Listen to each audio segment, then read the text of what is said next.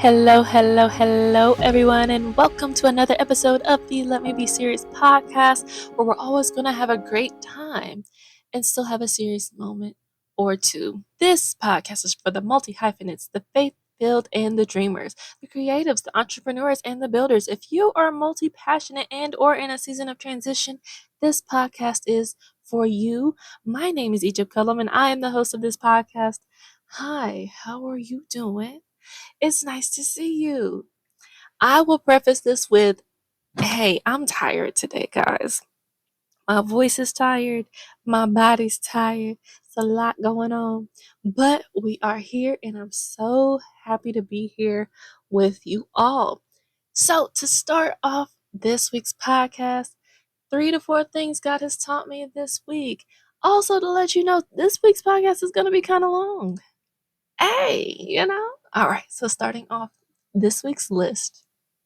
This week, I was reminded to trust myself in the areas that I am knowledgeable. We are taught and trained to second guess ourselves even when we know our stuff. Even when we know our stuff. That doesn't mean we don't have room to learn, but we're able to take ownership in the knowledge and wisdom God has placed into us through whatever avenue He chose. Okay. Next thing on this list, God's timing is real. When I tell you that I have been blessed extraordinarily the past few weeks, I truly mean it. I'm not going to get deep into it because although I share with you guys, God does want me to keep certain things sacred between us. Oh, y'all so nosy. Anyway, but God will definitely fill your life up, okay? God will fill your life up with everything you've been waiting for and asking for years. Within a few days or weeks, it's been so amazing. You won't even understand what's happening until He shows you. And I'll be honest, He's still showing me, and I'm beyond grateful.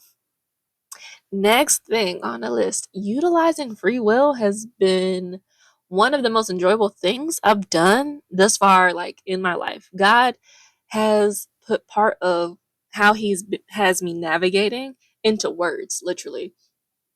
It's not the whole thing, but it's definitely like a major part of what He has me doing, and it's making it easier for me to explain to people what I'm doing. I told you guys, it was a few episodes ago, I told you all that when people ask me what I do, I usually just tell them I just be doing stuff. God explained to me the actual act of doing is me taking advantage of free will. Now I know everyone's situation is different depending on where you are, like physically, mentally, emotionally, spiritually, or whatever your circumstances are. But as for me, where I am, that's what I'm experiencing and able to do. I haven't always been able to do it because I haven't felt free enough to do it. I just love how seasons change, y'all. Now it's what do? I do stuff. Why do I do the things I do? God told me to do them, and I'm able to take advantage of my free will. Now, the last thing on this list today is a part of maturing your mindset about business is beginning to understand the relation and correlation between profit and purpose. Some people just focus on the money, and that's cool, but how I feel and how I choose to navigate is understanding as long as I'm servicing those who need it, the profit will come. Now, to further implement the maturity aspect of that type of system, you have to build a business plan, system, and structure to get you profit as well, right? And there's so many ways, there are multiple ways to do that, but truly that is the key, okay? And that's actually our main topic for today, profit versus purpose. I know a lot of people had this conversation and discussion on the internet. I'm not saying I'm an expert, but I have experience and an opinion. I listen and learn from quite a few people that I respect in my goals. My goal is to find the things that align them to me and my path. I'm not a person that believes in taking advice from people I don't like or um, you know, people I don't want to be like. I feel as though there are quite a few things that they get attached to that they're not really able to fully explain to us.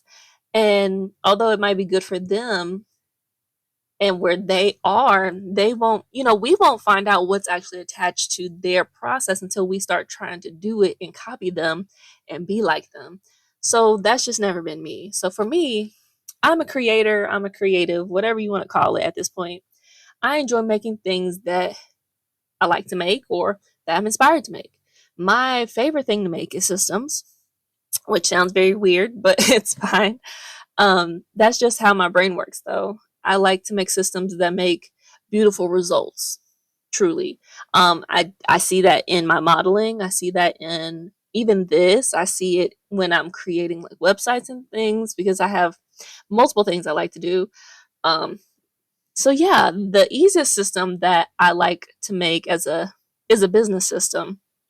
What does that mean? It's kind of something I made up, but it's also kind of not.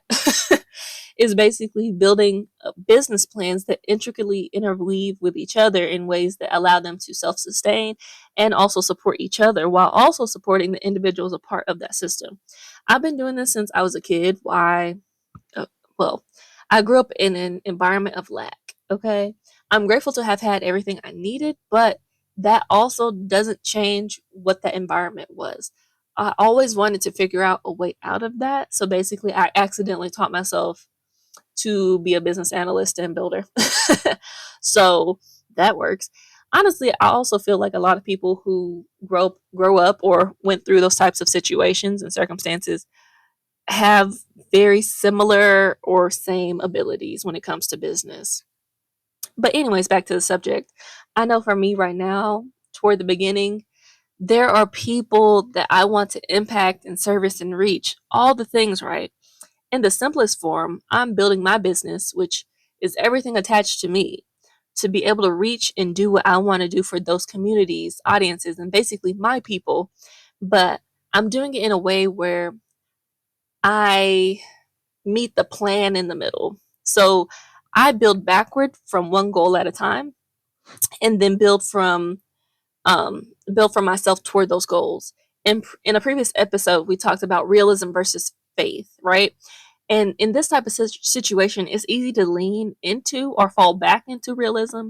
But the way to keep it faith centered is allowing the goals to be big and factor in the things that you don't know. If something you need to do requires a financial goal you don't know how to reach, right? That's okay. Put it in the plan. If a goal requires you to connect with a certain person or a certain group of people that you don't, are not currently connected to, don't know how to connect to them, that's okay. Add it to the plan, right? One major thing God has been teaching me in different fonts all last year, really just in different fonts, one step at a time, right?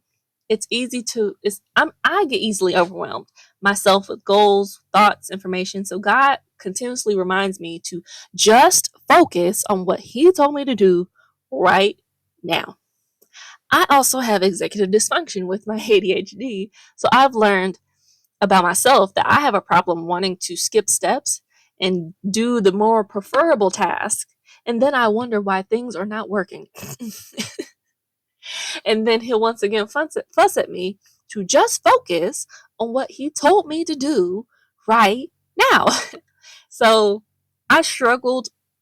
I struggled with this so much in my past that he literally put me in the metaphorical backseat of my life this past year.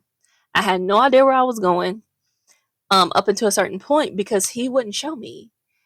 He knew, like he just knew, right? Because I'm an over preparer, and I was just like, I just want to skip to the end. If you know me in real life, you also know that God shows me pictures and visions and stuff.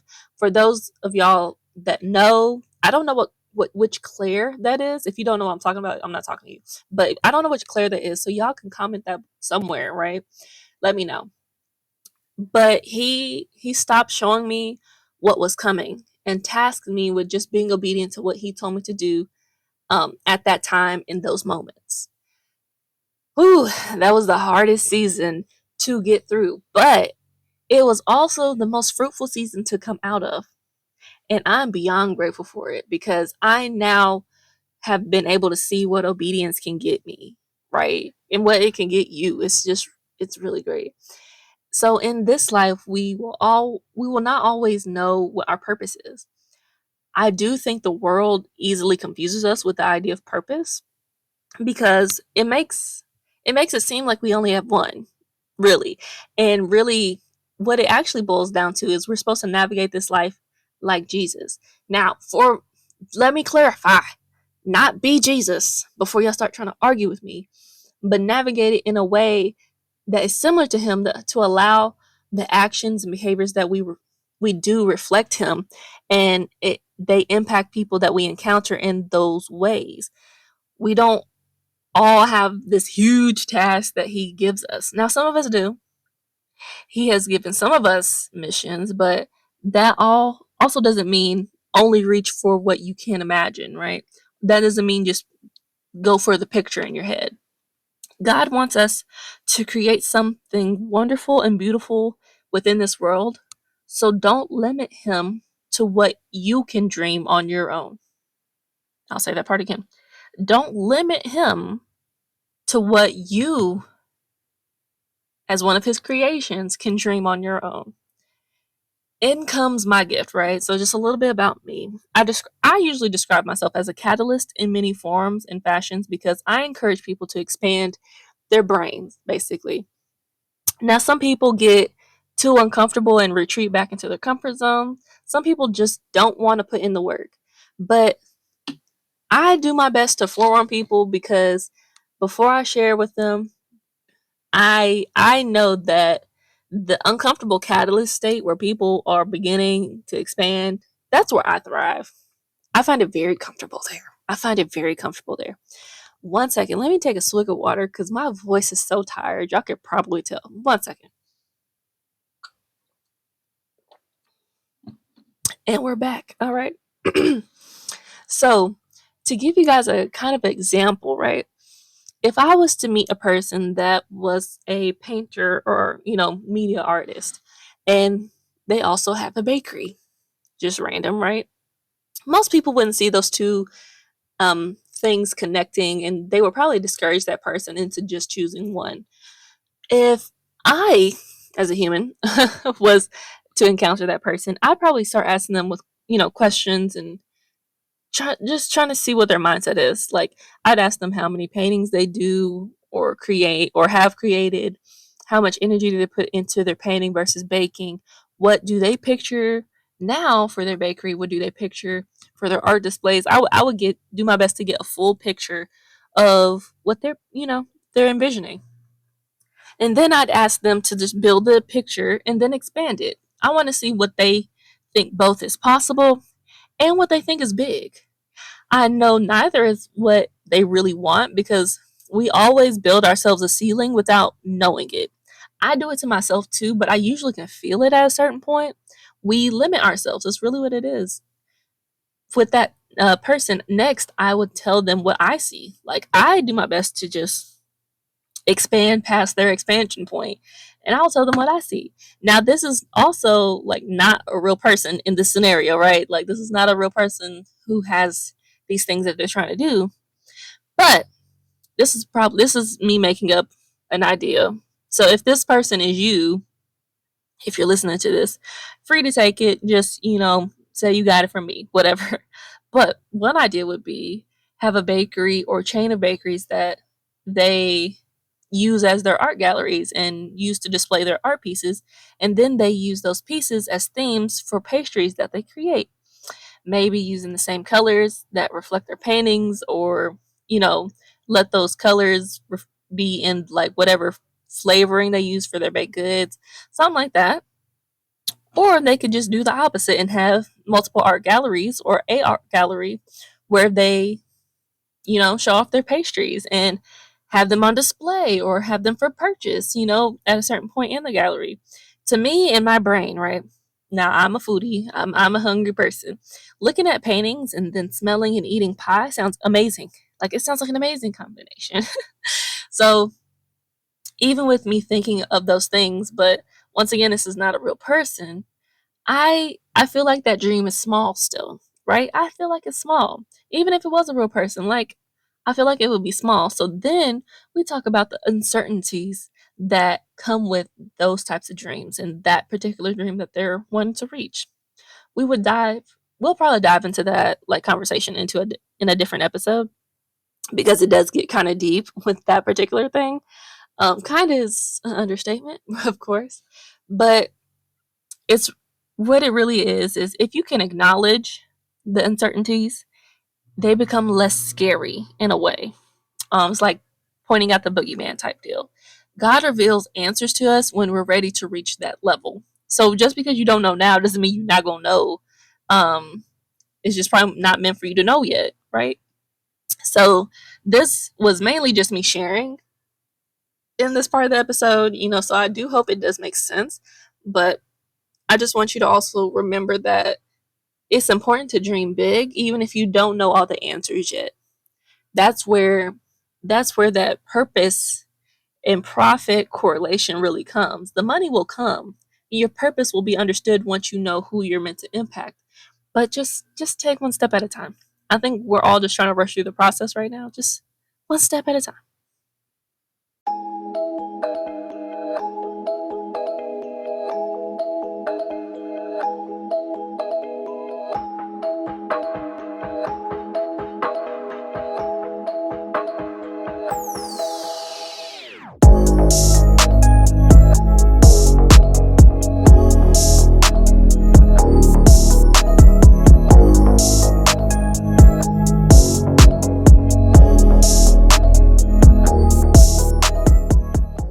Okay, it's time for questions from the besties. Question from the besties. A question from the besties. Today's question comes from my bestie, Jayla. Shout out to Jayla. She had so many amazing things happen to her this past year. So I'm so excited to meet up with you, Jay. So, Jayla's question: who or what helped you understand Jesus? I felt like this was such a great question because once I understood that Jesus was human, I think that's what really brought it home for me. I think that people in the church overly emphasize Jesus's godly portion. Depending on what you believe in the semantics of it all, Jesus was equally human as he was God. So he was human too, right? Therefore, he experienced everything we experience, but he just chose differently. One of the books I mentioned in a previous episode, I think it was 2 episodes ago actually, it was called Brave Enough by Nicole Eunice. This book did a great job at reminding the reader that of Jesus's human qualities, really. Now, this is not me making light of it, but I love hearing about how Jesus got mad. I don't know. It's just, yes, he was a gentle and docile person, and he also flipped the table in a synagogue. So he was a complex person, literally. And that's difficult to understand in such a surface level world and society. If he did that now, he'd probably be canceled for real. Like, for real, Jesus was human. He was God experiencing human life in flesh. He just chose to behave differently to show us that we can choose to be different and think differently as well. He, as a being, is a form of encouragement, yes, but he, as a person, was also encouraging. He was continuously teaching and sharing and giving and serving, but he still felt how any of us felt in any certain situations. Like, literally, I think my understanding of him comes from being able to connect with him and relate to him emotionally. One thing that I have been learning through last year and continuing to learn through this upcoming year, right, is you can't fully understand someone who, you can't fully understand someone just based on what they do, right? Nor can you understand someone who you don't know, right? You can't understand why someone does something if you don't know who they are.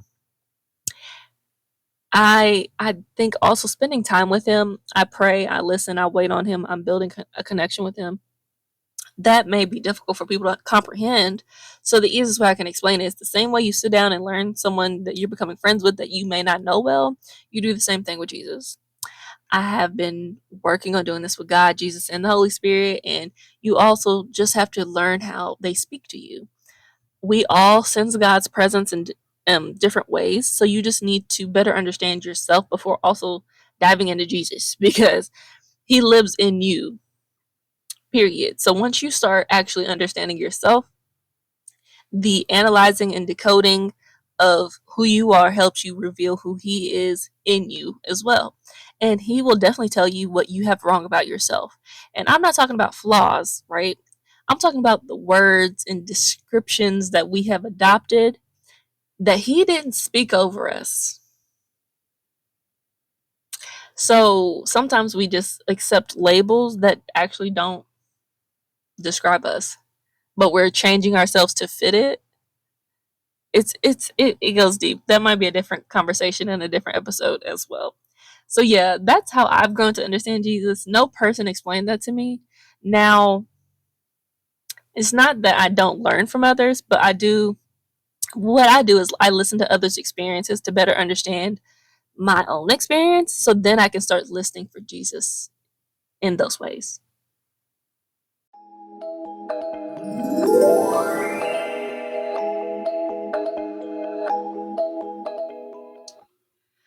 Okay, it's time for a game. It's time for a game. It's time for a game. And this episode is coming out on New Year's.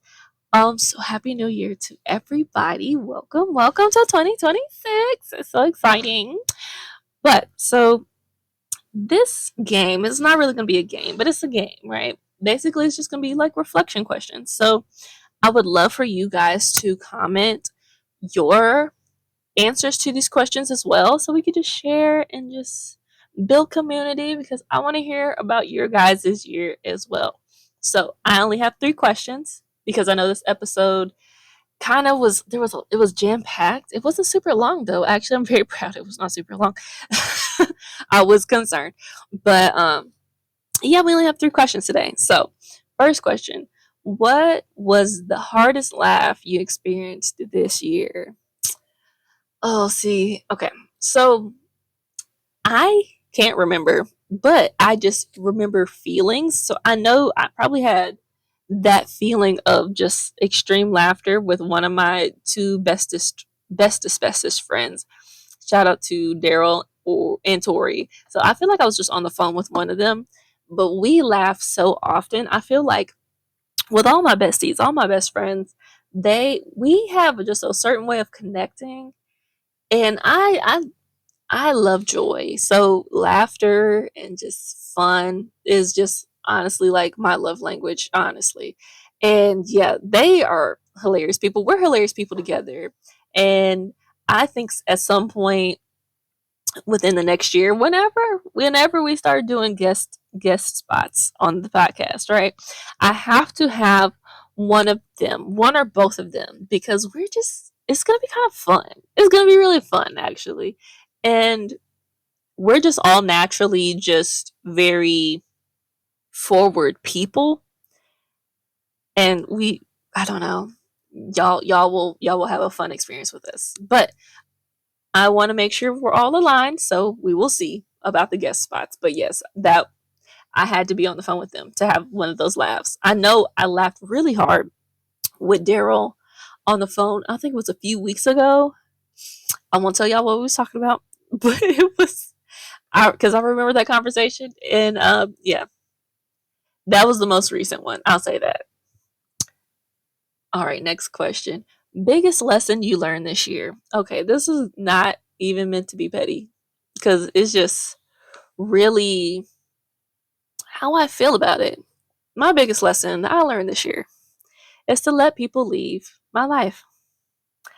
I have anxious attachment style and personality type, and it's really become difficult for me to let go of people, I guess, because I just get really attached to people, and I want people to want to be in my life, right? I think we all have that. I don't necessarily think it's all completely my people pleaser, but it's my people pleaser is very attached to it. So I do know that, yes.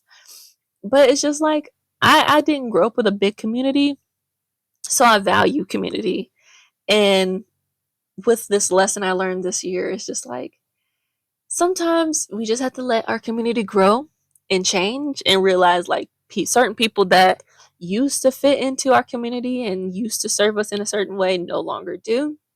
And sometimes, usually, they're holding us back in some type of form or fashion, and God probably already told you to let them go, so He had to set up something to help you. So yeah, let letting people leave my life. Just, not restricting people, because I think it's also a thing. It's easy for us to feel like people belong to us. People do not belong to us. We was God kids first. We were God's kids first. So nobody belongs to us. Nobody. And so for everyone that chose to walk out of my life, I send you love. I send you great blessings. I send you positive vibes.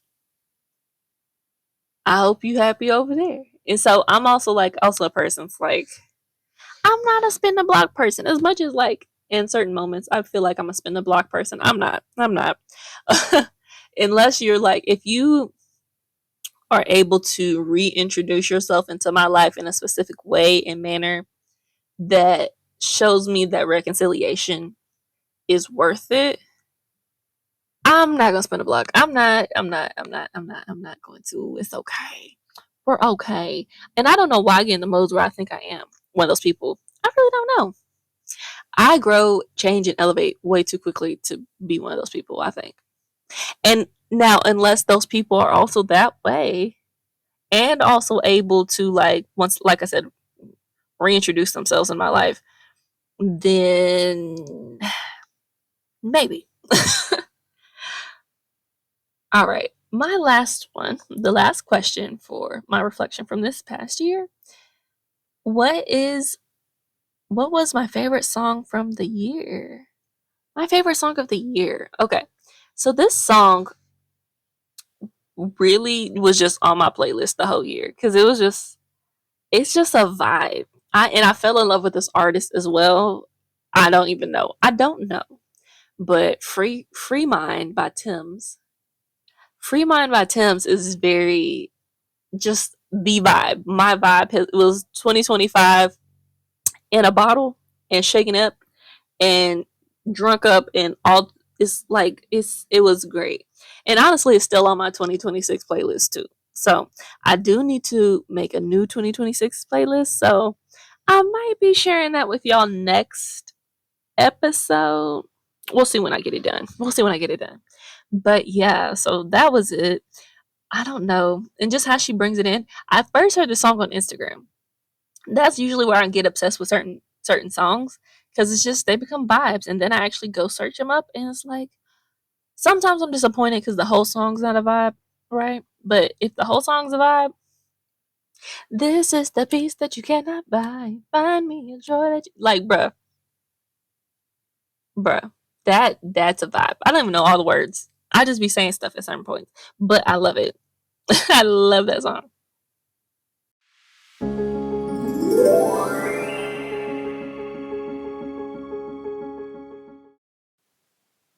Okay, y'all, really quick before we go, I want to share something I've been working on that I'm really, really excited about. In January 2026, I'm launching The Nook, my online community for creative entrepreneurs and anyone who's building something meaningful while trying to stay grounded in faith and purpose. If you've been listening to this podcast and resonating with the conversations we have here, The Nook is basically an extension of that, but with a business twist.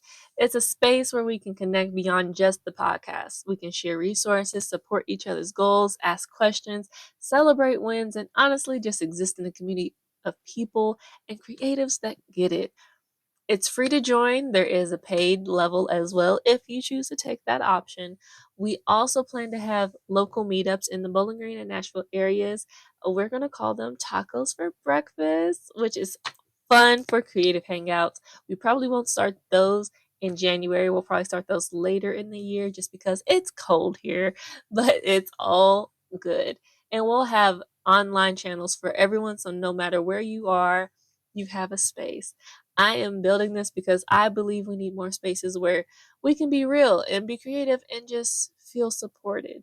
So if this sounds like something you need in your life, join the wait list. The link is in the show notes and in my Instagram bio. I can't wait to see you in the nook.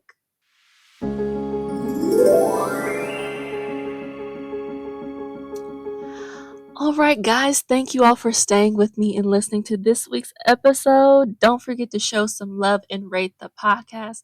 This is a major part of my new season of my life, and so the encouragement you give me will never go unseen or unappreciated.